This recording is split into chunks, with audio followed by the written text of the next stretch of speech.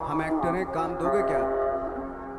तो बोले पहले हुलिया तो देख अपना तू। मैं जब शुरू में स्ट्रगल कर रहा था तो रिजेक्शन मुझे हर तरीके से मिल रहा था, हर जगह से। ये नहीं कि सिर्फ इंडस्ट्री से ही, रोल को लेके ही। इवन मैं दोस्तों, आजकल की दुनिया विश्वास और उम्मीद पर कायम है। अगर तुमने उम्मीद ही छोड़ दी तो लाइफ में तुम कभी आगे नहीं बढ़ पाओगे। इसलिए दोस्तों, अपनी उम्मीद को कभी टूटने मत दो। अगर हम अपने सपनों को पूरा करने की ठान लें तो इस दुनिया में कोई भी काम नामुमकिन नहीं जिसे हम कर ना सकें। और आज हम एक ऐसे बॉलीवुड स्टार की बात करने जा रहे हैं जिनकी लाइफ स्टोरी काफी स्ट्रगलों से भरी हुई है। तो दोस्तों, वीडियो बहुत इंटरेस्टिंग होने वाली है, एंड तक जरूर देखें। और उस स्टार का नाम है नवाजुद्दीन सिद्दीकी, जो कि बॉलीवुड के जाने माने एक्टर हैं, जिन्होंने इंडियन सिनेमा को ब्लॉकबस्टर फिल्में दी हैं, जैसे कि गैंग ऑफ वासेपुर और बजरंगी भाईजान और माझी द माउंटेन मैन। दोस्तों, इन सुपरहिट मूवी से इनको कई अवार्ड्स भी मिल चुके हैं, जैसे कि स्क्रीन अवार्ड, जी सिनेमा अवार्ड और स्टार डस्ट अवार्ड, और इसके अलावा फिल्म फेयर और बेस्ट एक्टर अवार्ड। आखिरकार इन्होंने यहाँ तक पहुँचने के लिए इतनी मेहनत जो करी है। और दोस्तों, इनका कहना है, अगर तुम्हें अपने सपने को पाना है और अपने लक्ष्य को पूरा करना है तो कभी हार मत मानो, चाहे जितनी भी मुश्किलों का सामना क्यों ना करना पड़े, बस उनसे लड़ते हुए आगे बढ़ते रहो। ऊपर वाला आपकी मेहनत देखता है और उसका फल भी वो देर से ही सही पर जरूर देता है। और दोस्तों, ऐसा ही इनके साथ हुआ है। ये काफी धक्के खाने के बाद आज इतनी ऊंचाई तक पहुंच पाए हैं। और इनका जन्म 19 मई 1974 को मुजफ्फरनगर डिस्ट्रिक्ट यूपी के एक छोटे से गांव बुढ़ाना में हुआ था। और इनके पिता एक किसान थे और इनकी फैमिली में इनके 9 भाई बहनें हैं।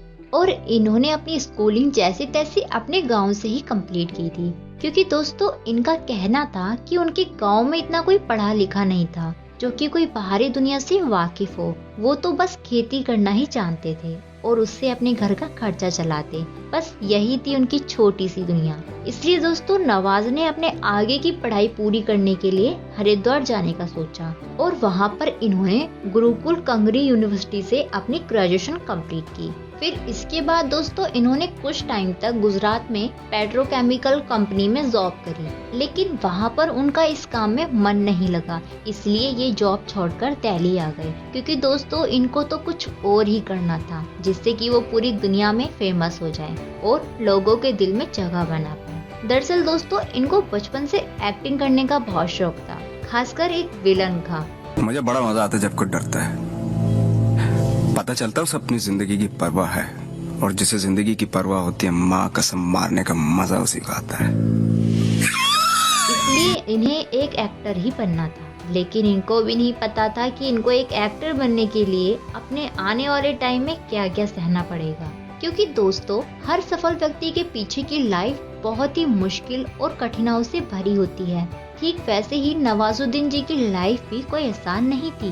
दोस्तों, दिल्ली में आकर ये नेशनल स्कूल ऑफ ड्रामा में एडमिशन करवाने गए, लेकिन इस स्कूल में जाने के लिए इनको पहले से कुछ ड्रामा प्ले का एक्सपीरियंस होना जरूरी था, जो कि नवाज के पास नहीं था। इस वजह से इन्होंने एक प्ले ग्रुप ज्वाइन किया, जहां से वे एक्टिंग का टैलेंट हासिल कर सके।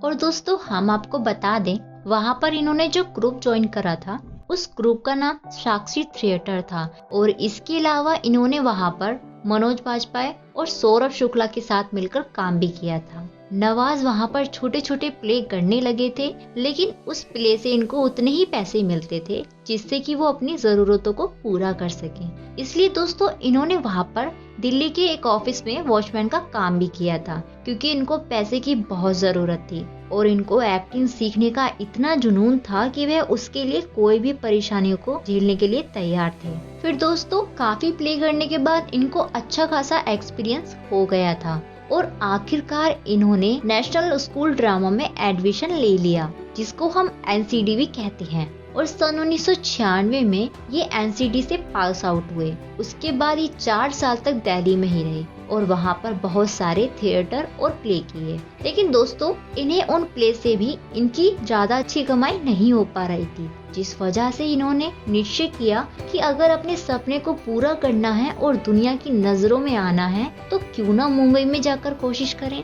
फिर दोस्तों मुंबई में इन्होंने एनसीडी कॉलेज के सीनियर से हेल्प मांगी, लेकिन वो नवाज को मुंबई में अपने साथ रखने के लिए राजी तो हो गए, पर उन्होंने कहा कि उनके साथ रहने के लिए नवाज को उनके लिए खाना बनाना होगा, और नवाज खाना बनाने के लिए भी राजी हो गए, क्योंकि दोस्तों उन्हें अपना सपना जो पूरा करना था। और स्टार्टिंग में इन्होंने टीवी सीरियल में काम करने की कोशिश की, और बहुत कोशिशों के बाद इन्हें सीरियल में 1-2 बार कम टाइम के लिए कुछ छोटे मोटे रोल मिले, पर दोस्तों इनको वहाँ पर ज्यादा नोटिस नहीं किया जाता था। फिर कुछ टाइम बाद इनको रियलाइज हुआ कि वहाँ उनकी सही जगह नहीं है, क्योंकि दोस्तों इनके टैलेंट को पहचानने वाला वहाँ पर कोई नहीं था। वहाँ पर सिर्फ अच्छे दिखने वाले यानी सिर्फ स्मार्ट लुकिंग वालों को ही चांस मिलता था, और नवाज के पास वो खूबसूरती नहीं थी जिससे कि इनको कुछ बड़ा रोल मिलता। पर दोस्तों ऐसा तो आज के टाइम में बिल्कुल नहीं है, क्योंकि आजकल सभी लोग सोशल मीडिया के जरिए अपना टैलेंट दिखा रहे हैं और बहुत आगे भी बढ़ रहे हैं, जैसे कि आप जानते ही होंगे। लेकिन नवाज के टाइम में ऐसा नहीं था, इसलिए इनके टैलेंट की उस टाइम में किसी ने कदर नहीं की, लेकिन ये फिर भी डटे रहे। फिर दोस्तों इन्होंने फिल्मों में भी काम पाने की कोशिश की, और जहाँ पर भी फिल्मों की शूटिंग होती थी नवाज वहाँ पर पहुँच जाते थे। वहाँ पर ये काम की तलाश में रहते थे, और अगर वहाँ पर इनसे कोई पूछता था कि तुम यहाँ क्या करने आए हो, तो नवाज कहते थे मैं एक्टर हूँ। तो उन्हें हर बार जवाब में यही मिलता था कि तुम दिखते तो नहीं हो, और फिर उन्हें वहाँ से निकाल दिया जाता था।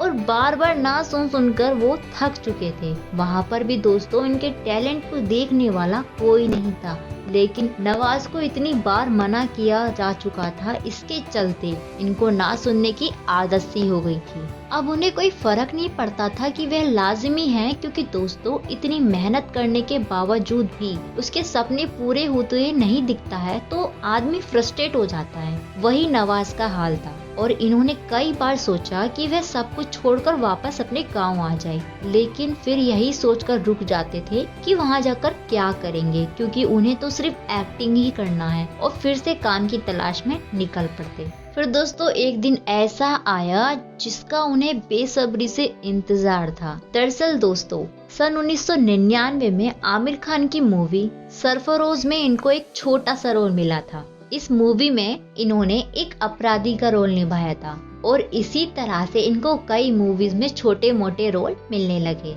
जैसे कि भिखारी का, विलन का, धोबी का। दोस्तों मुंबई में 4 साल बाद इनको एक बड़ा ब्रेक मिला, जो कि डायरेक्टर अनुराग कश्यप ने अपनी मूवी में ब्लैक फ्राइडे के लिए नवाज को सिलेक्ट करा था, और इसी मूवी से इनकी लाइफ की टर्निंग पॉइंट शुरू हुई थी। फिर इसके बाद इन्हें आमिर खान प्रोडक्शन के पीपली लाइव मूवी में भी एक पत्रकार का रोल मिला, जिसकी वजह से नवाज की काफी पॉपुलैरिटी बढ़ी और उन्हें एक बेहतरीन एक्टर की पहचान मिली। फिर दोस्तों धीरे धीरे डायरेक्टर्स और प्रोड्यूसर नवाज को अपनी फिल्मों के लिए साइन करने लगे, और नवाजुद्दीन की एक्टिंग के दीवाने दुनिया में पड़ने लगे। दोस्तों नवाज ने एक से एक हिट फिल्में इंडियन सिनेमा को दी हैं, और आज वो सिर्फ बॉलीवुड टाउन के नहीं बल्कि पूरी दुनिया के सुपरस्टार हीरो में से एक हैं। और हम उम्मीद करते हैं जैसे इनकी मेहनत रंग लाई, ऐसे ही आपकी मेहनत एक दिन रंग लेके जरूर आए। बस डटे रहो दोस्तों नवाजुद्दीन सिद्दीकी की तरह। और इसके अलावा बस मैं यही कहना चाहती हूँ, अगर हमारी वीडियो आपको अच्छी लगी हो तो लाइक शेयर जरूर करें। और अब हम मिलेंगे आपको हमारी नेक्स्ट वीडियो में। बस सपोर्ट बनाए रखें। Okay bye bye.